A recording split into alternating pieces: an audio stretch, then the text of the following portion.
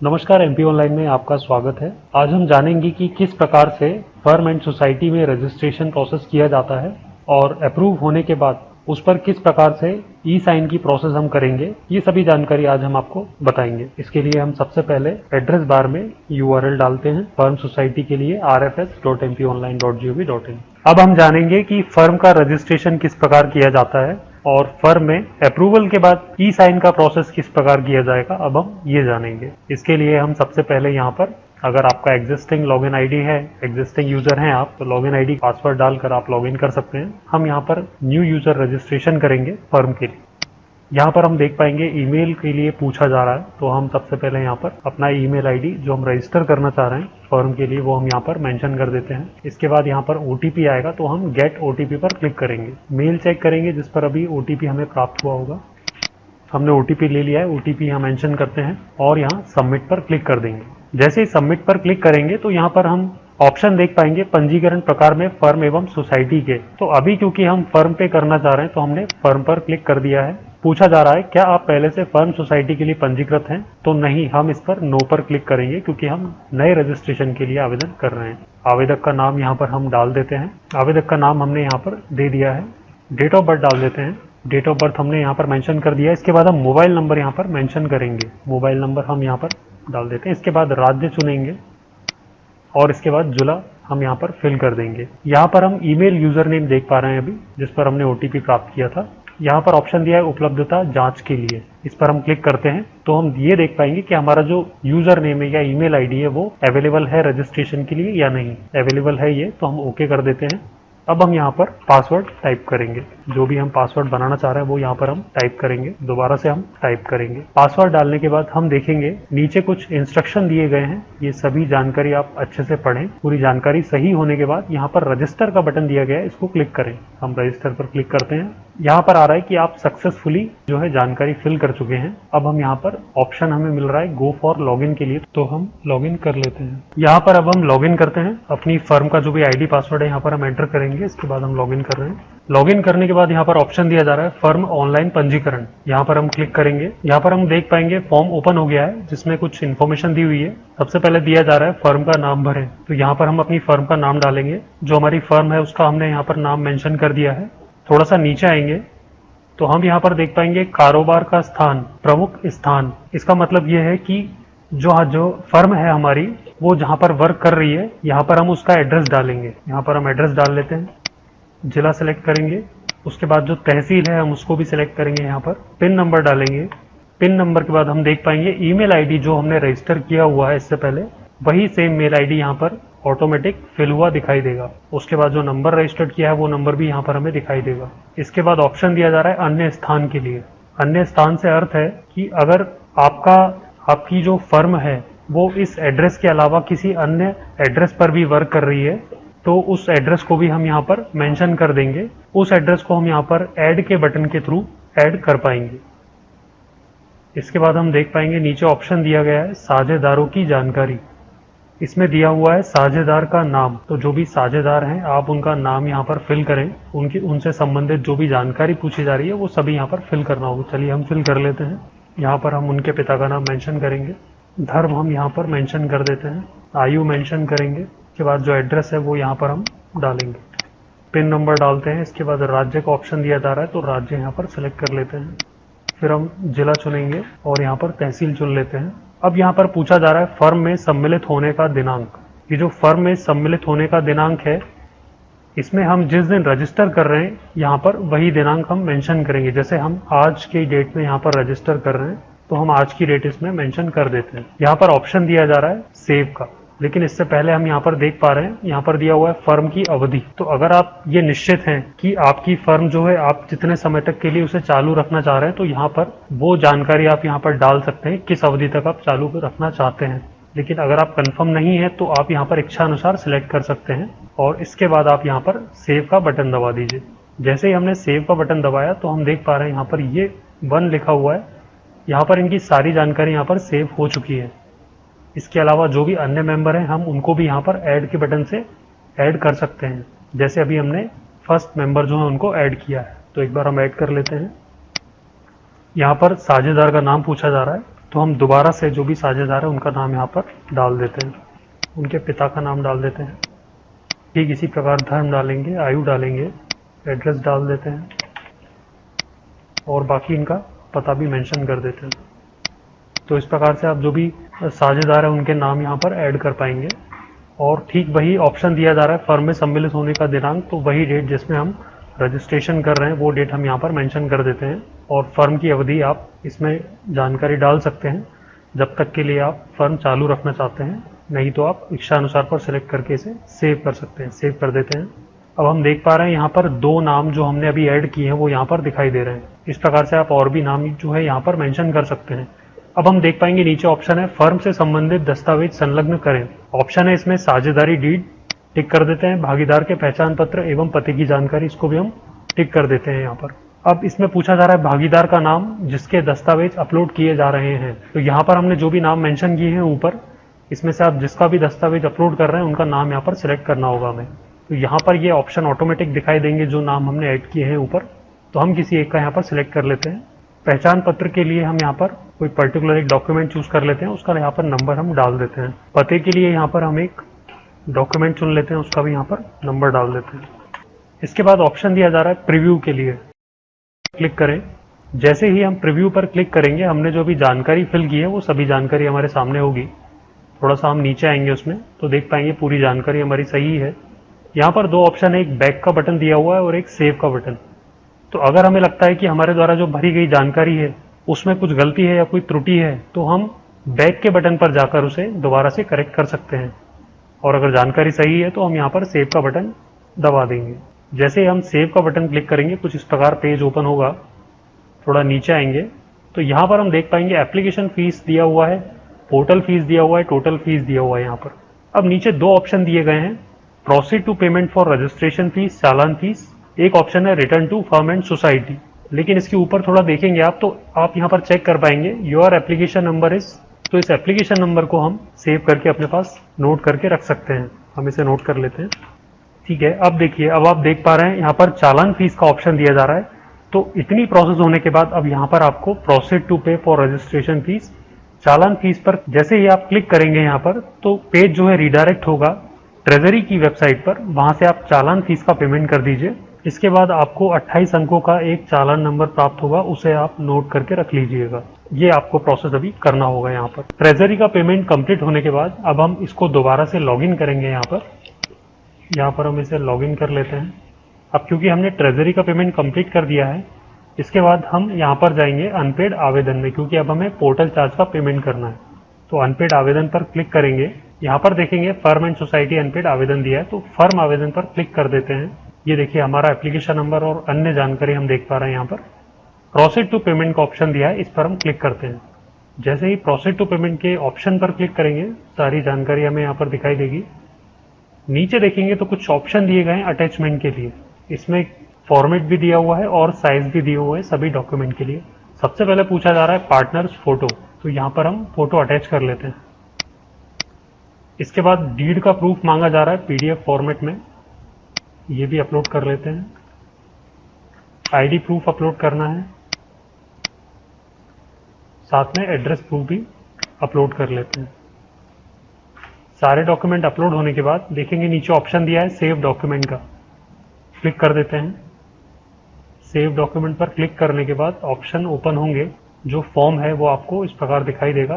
तो यहाँ पर देखेंगे ऑप्शन दिया है uploaded deed, uploaded ID proof और अपलोडेड एड्रेस प्रूफ। यहाँ से आप चेक कर सकते हैं कि जो भी आपने डॉक्यूमेंट अपलोड किए हैं वो सही हैं। क्लिक करेंगे तो डॉक्यूमेंट ओपन हो जाएंगे, आप चेक कर पाएंगे दोबारा से। थोड़ा नीचे देखेंगे तो ऑप्शन दिया है प्रोसीड टू पे, यहाँ पर दिया है चालान आइडेंटिफिकेशन नंबर। इसमें जब आपने पेमेंट किया था ट्रेजरी का, उसमें 28 अंकों का एक नंबर आपको प्राप्त हुआ था जो कि चालान आइडेंटिफिकेशन नंबर कहा जाता है इसे। तो वो नंबर हम यहाँ पर मेंशन करेंगे। हम यहाँ पर मेंशन कर लेते हैं। 28 अंकों का चालान नंबर हमने यहाँ पर भर दिया है। अब देखिए यहाँ पर ऑप्शन दिया है प्रोसीड टू पे का, हम इस पर क्लिक करेंगे। प्रोसीड टू पे पर क्लिक करने पर एक पेज ओपन होगा जिसमें हमें पेमेंट के अलग अलग ऑप्शन दिखाई देंगे।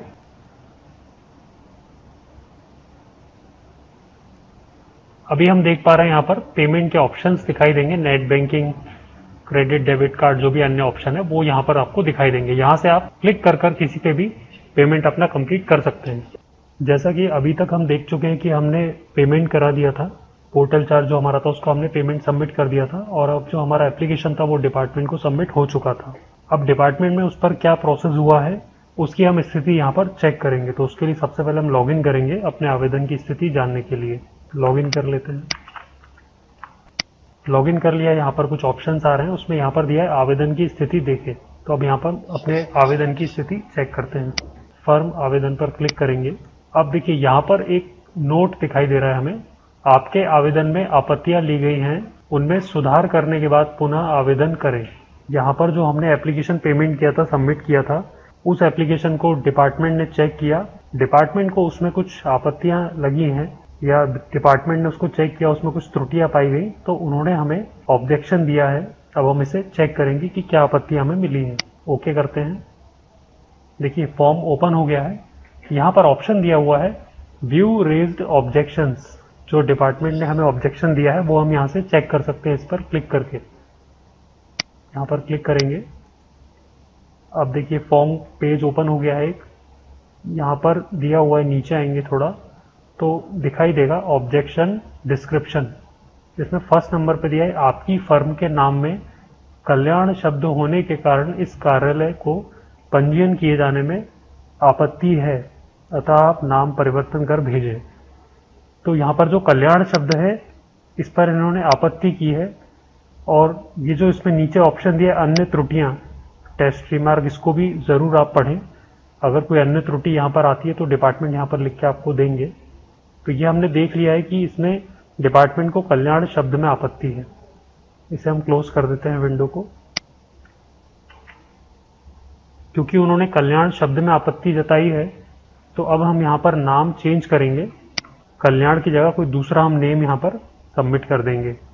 तो हम यहाँ से बाल कल्याण की जगह इसको हम बाल विकास कर देते हैं। हमने यहाँ पर नाम चेंज कर लिया है, बाल कल्याण की जगह बाल विकास कर दिया है, और क्योंकि हमें केवल इसी में आपत्ति थी तो हमने केवल इसी को चेंज कर दिया है। अब हम नीचे आएंगे, बाकी सभी जानकारी हमारी ऑलरेडी फिल है, ध्यानपूर्वक देखेंगे, डॉक्यूमेंट्स भी देखेंगे, पूरा फिल है ऑलरेडी, जो हमने अपलोड किए थे वो सभी अपलोडेड हैं। फिर हम नीचे अपडेट बटन दिया हुआ है, इस पर क्लिक कर देंगे। जैसे ही अपडेट बटन पर क्लिक करेंगे आपको ये जानकारी दिखाई देगी, फर्म की जानकारी अपडेट हो गई है, इस पर ओके कर देते हैं। अब देखिए अब कोई भी ऑप्शन नहीं आ रहा है नीचे, यानी कि हमारी जानकारी सबमिट हो चुकी है। तो इस प्रकार से अगर आपको कोई भी डिपार्टमेंट की तरफ से ऑब्जेक्शन आता है, आपत्ति आती है, तो उसे आप क्लियर कर सकते हैं। जैसा कि आवेदन सबमिट करने के बाद डिपार्टमेंट से हमें आपत्ति आई थी और हमने देखा कि आपत्ति को कैसे क्लियर किया जाता है। आपत्ति क्लियर करने के बाद हमने फॉर्म सबमिट कर दिया था। अब हम चेक करते हैं कि डिपार्टमेंट ने इस पर आगे क्या कार्रवाई की है या आगे क्या प्रोसेस है। तो उसके लिए हम यहाँ पर आवेदन की स्थिति चेक करते हैं। सबसे पहले लॉगिन कर लेते हैं। लॉगिन करने के बाद देख पा रहे हैं ऑप्शन दिया है आवेदन की स्थिति देखें। क्लिक करते हैं। यहाँ पर ये कुछ जानकारी आ रही है, महत्वपूर्ण जानकारी, इसको पूरा पढ़ लीजिए, ध्यानपूर्वक पढ़ें, उसके बाद ओके क्लिक करें। अब देखिए यहाँ पर एक ऑप्शन दिया गया है firm CA advocate gazetted officer information, यानी कि आपको इन तीनों में से कोई भी एक ऑफिसर उनकी जानकारी यहाँ पर अपडेट करना होगा। वो सीए भी हो सकते हैं, एडवोकेट भी हो सकते हैं, या कोई भी गजेटेड ऑफिसर हो सकते हैं। तो हम यहाँ से इनकी डिटेल फिल कर लेते हैं। मैं यहाँ पर एक ऑप्शन चूज कर लेता हूँ गजेटेड ऑफिसर के लिए। उनका नेम हम यहाँ पर दे देते हैं और यहाँ पर उनका जो भी एड्रेस है वो हम मेंशन कर देते हैं। इसके बाद ये जानकारी फिल करने के बाद हम यहाँ पर सबमिट का बटन दिया है, इसको सबमिट कर देते हैं। सबमिट करने के बाद यहाँ पर कुछ इन्फॉर्मेशन आ रही है ई साइन से रिलेटेड, तो हम उसको ध्यानपूर्वक पढ़ेंगे और उसके बाद हम यहाँ पर इसको ओके क्लिक कर देंगे। फॉर्म जो है हमारा, जो हमने फिल किया था, उसकी पूरी जानकारी यहाँ पर आ रही है। नीचे जाएंगे। अब यहाँ पर ऑप्शन दिया जा रहा है हम सत्यापित करते हैं, इसको हम टिक कर देंगे और ये यहाँ पर कुछ जानकारी दी गई है, इसको हम ठीक तरीके से पढ़ेंगे। फिर ऑप्शन दिया है कंटिन्यू टू ई साइन। अब ई साइन का प्रोसेस यहाँ से स्टार्ट होगा। क्लिक करते हैं। ई साइन पर क्लिक करने के बाद कुछ इस तरीके का पेज ओपन होगा। और यहाँ पर जो भी साझेदार है उनका नाम दिखाई देगा, और यहाँ पर लास्ट 4 डिजिट आधार के मेंशन करने हैं हमें यहाँ पर, और फिर हम यहाँ से ई साइन का प्रोसेस करेंगे। तो हम आधार के लास्ट के 4 डिजिट हम यहाँ पर मेंशन करते हैं। इसके बाद ऑप्शन दिया है OTP, इस पर क्लिक करेंगे तो यहाँ पर बायोमेट्रिक का भी ऑप्शन है। अगर आपका मोबाइल नंबर आधार से लिंक नहीं होता है तो फिर आप बायोमेट्रिक के थ्रू ये प्रोसेस कर सकते हैं। हम यहाँ पर OTP के थ्रू ये प्रोसेस कंप्लीट करेंगे। तो हम OTP सिलेक्ट करते हैं और ई साइन पर क्लिक करते हैं। ई साइन पर क्लिक करेंगे तो कुछ इस तरीके का पेज ओपन होगा ई साइन के लिए। यहाँ पर हमें क्लिक करना है। टिक करने के बाद कुछ इस प्रकार का पेज ओपन होगा। यहाँ पर आप वर्चुअल आईडी भी एंटर कर सकते हैं और आप चाहे तो आधार नंबर भी डाल सकते हैं। वर्चुअल आईडी जानना चाहते हैं तो उसके लिए आप यहाँ पर क्लिक कीजिएगा, गेट वर्चुअल आईडी, उससे आप वर्चुअल आईडी आपकी प्राप्त कर पाएंगे। तो अभी हम यहाँ पर आधार नंबर मेंशन करते हैं। यहाँ पर हमने हमारा आधार नंबर मेंशन कर दिया है। अब हम OTP प्राप्त करेंगे। उसके लिए हमें यहाँ पर गेट OTP पर क्लिक करना होगा। जैसा कि अभी हमने गेट OTP किया, उसके बाद जो हमें OTP प्राप्त हुआ उसको हमने यहाँ पर सबमिट किया, तब हमें ये पेज यहाँ पर ओपन दिखाई दे रहा है। अगर कभी आप गेट OTP पर क्लिक करते हैं और यदि वहाँ पर 111 का एरर आता है तो उसके लिए थोड़ा वेट करें, क्योंकि जो आपको OTP प्राप्त होगा वो आधार सर्वर की तरफ से प्राप्त होता है। हो सकता है उनके सर्वर में प्रॉपर रिस्पॉन्स ना प्राप्त हो आपको, तो ये आपको समस्या आ सकती है या इस प्रकार का एरर आ सकता है। तो उसके लिए थोड़ा वेट करें, फिर आप प्रोसेस करें। जब हमने OTP सबमिट किया है उसके बाद हमें ये पेज दिखाई देगा। यहाँ पर ऑप्शन है डाउनलोड फाइल, ओके और नॉट ओके। तो अभी हम यहाँ पर डाउनलोड फाइल पर क्लिक करते हैं। जैसे ही हमने क्लिक किया, यहाँ पर एक फाइल डाउनलोड हो गई है। इसको हम ओपन करेंगे तो हम यहाँ पर देख पाएंगे सभी जानकारी यहाँ पर दिखाई देगी हमारी, और यहाँ पर क्वेश्चन मार्क दिखाई देगा। यदि आपको यहाँ पर क्रॉस का चिन्ह या ब्लैंक दिखाई दे, इसका मतलब ये है कि वहाँ पर प्रॉपर साइन कंप्लीट नहीं हो पाए हैं, और अगर क्वेश्चन मार्क आ रहा है तो यहाँ पर आपके साइन जो है हो चुके हैं। तो इस कंडीशन में अगर आपको यहाँ क्रॉस दिखाई देता है या ब्लैंक दिखाई देता है, तब आप यहाँ पर नॉट ओके पर क्लिक करें। इसको क्लिक करने से आप वापस उसी पेज पर आएंगे और वहां से आपको दोबारा से साइन करना होगा। तो अभी क्योंकि हमारे साइन कंप्लीट हो गए, क्वेश्चन मार्क देख पा रहे हैं, इसका मतलब ये है कि साइन हो चुका है। तो हम यहाँ पर ओके पर क्लिक कर देंगे। ओके पर क्लिक कर देते हैं। यहाँ पर हम देख पा रहे हैं ये पहले हाईलाइट था लेकिन अब हाईलाइट नहीं है, यानी कि ये साइन हमारा कंप्लीट हो गया है। जब एक साइन कंप्लीट हो जाता है तो उसके बाद हम देखेंगे दूसरे साइन पर ये ई साइन हाईलाइट हो जाएगा। ऐसे ही हम इसको करेंगे, तब फिर ये तीसरा साइन हाईलाइट हो जाएगा। एक के बाद एक हमें इस प्रकार से कंप्लीट करना है। तो हमें यहाँ नीचे तक पूरा यही प्रोसेस कंप्लीट करना होगी। और यहाँ पर उसके बाद जब ये पूरा कंप्लीट हो जाएगा तब हम यहाँ पर ये फाइनल सबमिट का बटन है, ये हाईलाइट होगा और इसको हम यहाँ पर सबमिट करेंगे। तो अभी हमने देखा कि ई साइन का प्रोसेस कैसे किया जाता है। हमने अभी अपना ये पहला ई साइन का प्रोसेस किया था। और यहाँ पर आपको एक चीज ध्यान देना है इसमें, जब भी हम यहाँ पर ई साइन का प्रोसेस करते हैं तो जो हमारी फाइल डाउनलोड होती है, पीडीएफ में जो फाइल डाउनलोड होकर आती है, जिसपे अभी हमने देखा था क्वेश्चन मार्क बना हुआ आ रहा था कुछ इस प्रकार से, ये जैसे क्वेश्चन मार्क आप यहाँ देख पा रहे हैं, इस क्वेश्चन मार्क को आपको वेरीफाई करना होता है। तो इसको आप वेरीफाई का जो प्रोसेस है वो भी मैं आपको यहाँ पर बता देता हूँ। वेरीफाई करने के लिए क्या करेंगे आप, यहाँ पर जो क्वेश्चन मार्क आ रहा है इस पर यहाँ पर राइट क्लिक कीजिए। ऑप्शन दिखाई देगा आपको शो सिग्नेचर प्रॉपर्टीज का। शो सिग्नेचर प्रॉपर्टीज पर जाएंगे, यहाँ पर देखिए ऑप्शन आ रहा है शो साइनर सर्टिफिकेट, इस पर क्लिक कीजिए। इसके बाद यहाँ पर ऊपर आप देखेंगे ट्रस्ट का ऑप्शन दिया जा रहा है, ट्रस्ट पर जाइए। ट्रस्ट पर हम जाते हैं। इसके बाद यहाँ पर ऑप्शन आ रहा है ऐड टू ट्रस्टेड सर्टिफिकेट, इस पर हम क्लिक करते हैं। जैसे ही हमने क्लिक किया ऑप्शन आ रहा है, यहाँ पर कुछ जानकारी लिखी हुई आएगी, इसको पढ़िएगा और यहाँ पर ओके कर दीजिएगा। जैसे ही ओके करेंगे यहाँ पर हम टिक कर देते हैं। जो भी टिक आ रहे हैं सभी को हम यहाँ का नाम मेंशन कर दिया, ओके कर देंगे। जैसे ही ओके करेंगे यहाँ पर भी हम ओके करेंगे और यहाँ पर ऑप्शन आ रहा है वैलिडेट सिग्नेचर का। जैसे हम वैलिडेट सिग्नेचर करते हैं तो यहाँ पर हम देख पाएंगे ये जो क्वेश्चन मार्क बना हुआ था, यहाँ पर जो हमें राइट का साइन दिखाई देगा, इसका मतलब है कि हमारा साइन वेरीफाई हो चुका है। अब इस प्रकार से जैसे हमने ये साइन किया था, पहला साइन हमने कर लिया था, इसी प्रकार से आपको सभी साइन करना है। यहाँ पर ध्यान देने वाली बात यह है अप्रूव्ड फॉर्म, यानी कि पहले जो भी फॉर्म है अप्रूव्ड उन पर आप साइन करेंगे। ये सभी आप देख पा रहे हैं। इसी प्रकार से नीचे दिया हुआ है ई साइन फॉर सीए, यहाँ पर जो भी ऑप्शन दिए गए इन सभी को ई साइन करेंगे। फिर ऑप्शन दिया गया है ई साइन इन डीड, तो जो भी डीड है उस पर साइन होंगे। और ठीक नीचे आ रहा है e sign in ID and address proof, तो यहाँ पर जो साइन दिए इनको साइन करेंगे। तो हमें कोई भी साइन छोड़ना नहीं है, इसमें सभी साइन एक के बाद एक पूरा कंप्लीट आपको नीचे तक करना है। तो अभी हमने यहाँ पर क्या किया है, आपको जैसे एक साइन करके बताया, उसके बाद हमने सभी साइन कर लिए हैं। यहाँ पर एक लास्ट में बचा हुआ है साइन, इसको हम अभी यहाँ पर कंप्लीट कर लेते हैं। लास्ट के 4 डिजिट जो होते हैं आधार के, वो हम यहाँ पर मेंशन करेंगे। ओटीपी सिलेक्ट रहने देंगे, ई साइन पर क्लिक करते हैं। जैसे ही ई साइन पर क्लिक करेंगे, यहाँ पर देखिए चेक बॉक्स है, इसको टिक करते हैं। फिर यहाँ पर हम अपना आधार नंबर मेंशन करेंगे। आधार नंबर हमने यहाँ पर टाइप किया है। इसके बाद गेट ओटीपी पर क्लिक करते हैं। जैसे ही ओटीपी आता है, इसको हम यहाँ पर मेंशन करेंगे और यहाँ पर सबमिट अब कर देते हैं। ओटीपी हमने सबमिट किया। अब जैसे कि आपको बताया गया था, ये पेज ओपन होता है तो यहाँ पर डाउनलोड फाइल पर आप जरूर क्लिक करें। डाउनलोड फाइल पर क्लिक करना बहुत जरूरी है। उस पर आप देख पाएंगे कि क्या आपका साइन कंप्लीट हुआ है या नहीं हुआ। यहाँ पर देखेंगे क्वेश्चन मार्क आ रहा है, यानी कि आपका साइन कंप्लीट हो गया है। तो ये जो आप साइन करते हैं, सभी साइन में आपको डिजिटल साइन कंप्लीट होना जरूरी है। आप इसलिए आप उसको सभी फाइलों को ओपन करके जरूर देखें।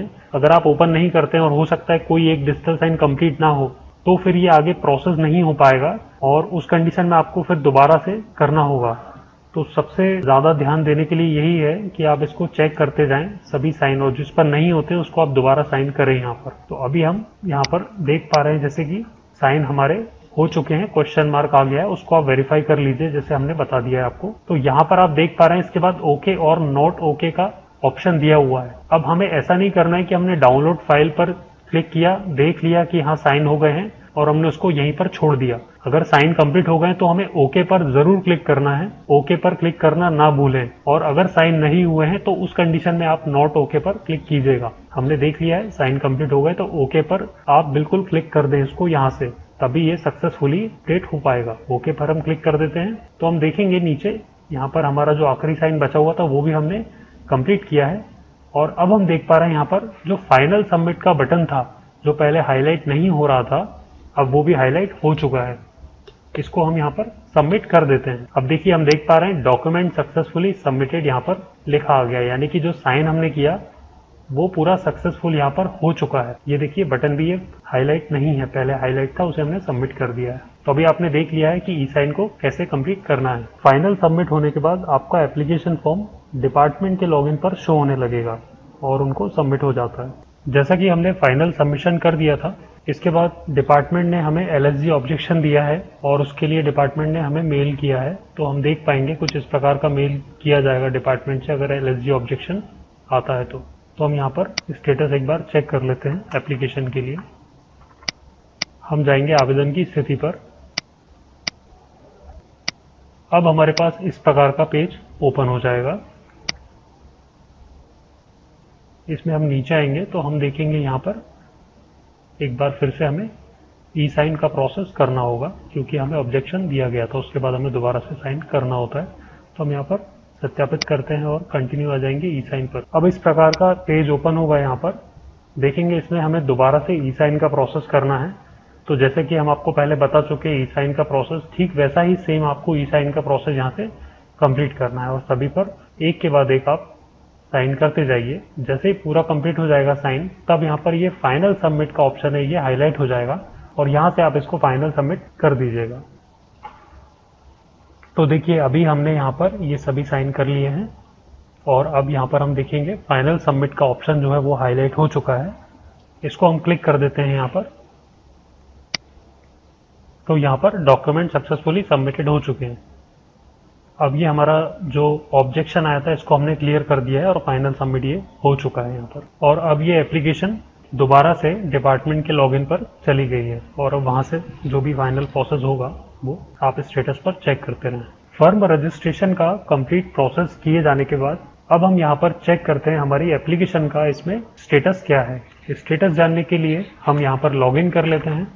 लॉगिन करने के बाद हम देख पाएंगे कि हमारे एप्लीकेशन की स्थिति क्या है, क्या हमारा सर्टिफिकेट जनरेट हो गया है डिपार्टमेंट से या नहीं। तो देखिए लॉगिन कर लिया है। अब हम देख पा रहे हैं यहाँ पर ऑप्शन दिया हुआ है पंजीयन सर्टिफिकेट डाउनलोड करें। फर्स्ट नंबर पर ऑप्शन है पंजीयन सर्टिफिकेट डाउनलोड करें, यानी कि हमारा सर्टिफिकेट डाउनलोड हो गया है डिपार्टमेंट से। तो अब हम यहाँ पर क्लिक करते हैं। यहाँ पर हम देख पा रहे हैं हमारा सर्टिफिकेट दिखाई दे रहा है डाउनलोड होता हुआ और इसको हम यहाँ पर ओपन कर लेते हैं। तो देखिए सर्टिफिकेट ओपन हो गया है यहाँ पर और यहाँ पर सिग्नेचर भी हैं, जो रजिस्ट्रार हैं उनके सिग्नेचर यहाँ पर हम देख पा रहे हैं, यानी कि हमारा सर्टिफिकेट जो है सक्सेसफुली जनरेट हो गया है और हम इसे डाउनलोड यहाँ पर कर चुके हैं। तो आपने जाना कि कैसे आप फर्म का रजिस्ट्रेशन कर सकते हैं, उसमें आने वाली आपत्तियों को क्लियर कर सकते हैं और किस प्रकार आप अपना सर्टिफिकेट डाउनलोड कर पाएंगे। तो इस सर्टिफिकेट को आप सेव करके रख लीजिए अपने पास।